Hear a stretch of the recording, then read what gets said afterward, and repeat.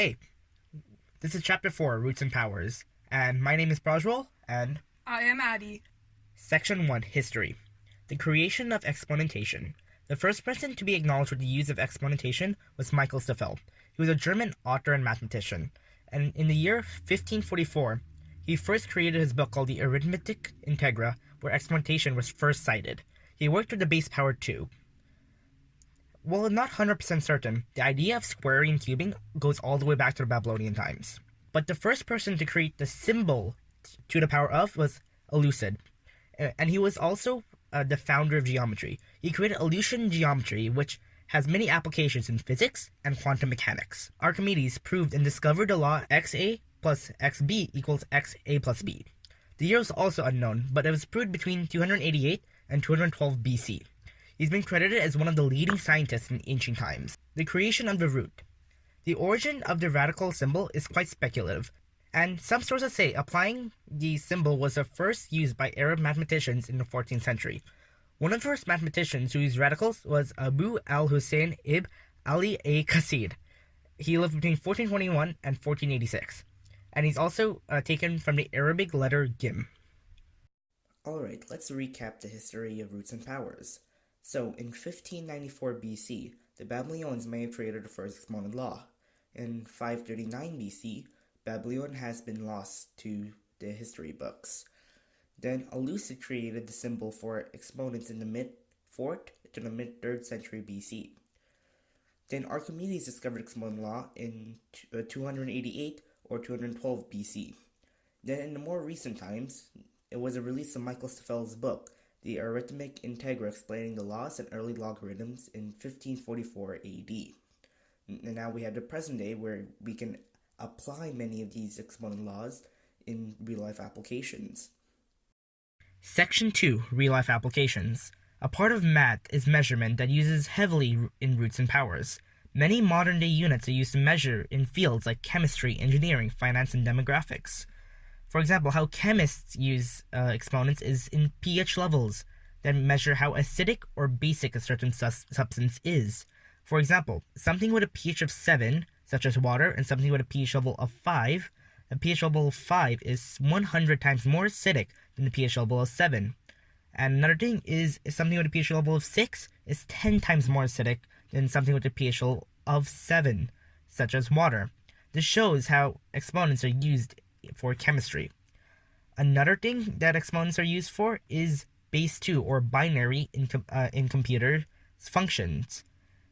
Computer scientists use binary code to make computers function, and that's how we have everything such as smartphones, laptops, computers, and smartwatches. Exponents powered us. Another thing is exponential growth of bacteria.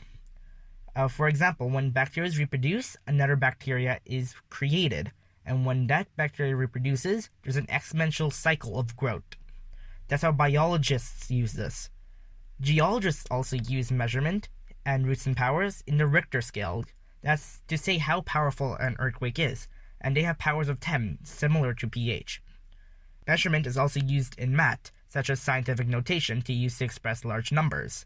For example, the distance from the moon to the Earth is 300,000 kilometers, or can be expressed in scientific notation by 3 times 10 to the power of 5. Section 3, High School University Enrichment. Radicals are really necessary to master new maths. For example, differential calculus, which is a very complex skill, can only be mastered with a deep understanding of radicals and exponentation.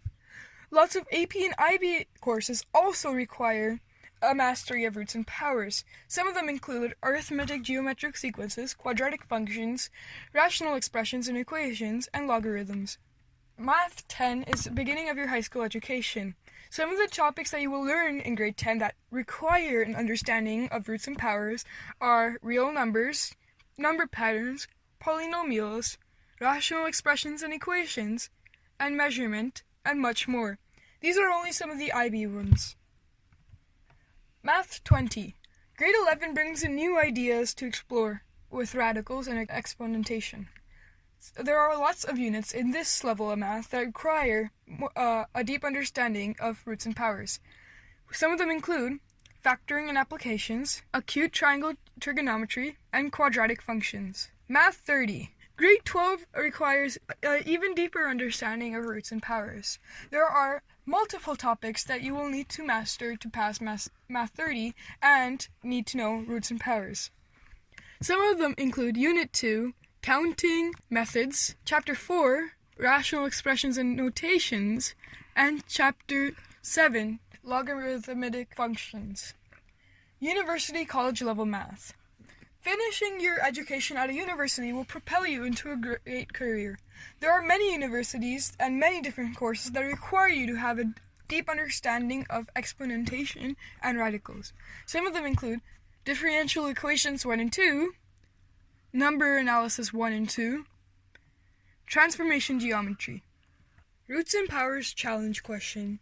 So our question is this. Devon read in his physics book that the distance, which is d kilometers, a person can see through the horizon on a clear day can be approximated by the formula d equals the square root of 13h, where h is the person's eye level distance above the ground in meters. When standing on the ground, Devon's eye level distance is 1.8 meters above the ground.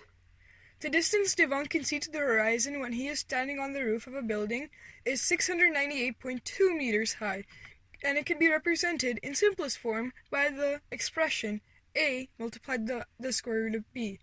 What is the value of a plus b? So here we have a diagram of Devon in the building. Devon's eye height is 1.8 meters, and the building height is 698.2 meters. H is represented by the height of his eye off the ground. So to get that, we need to add both of the heights. So it would be 1.8 meters plus 698.2 meters, which would give us a total of 700 meters. So H is 700 meters. Now, if we input that into our formula, D equals the square root of 13H, we would get D equals the square root of 13 multiplied by 700, which is also the square root of 9,100. Now the question asks us to put that answer into the form A square root of B. So to do that, we would need to simplify it into a mixed radical, which would then give us 10th root of 91.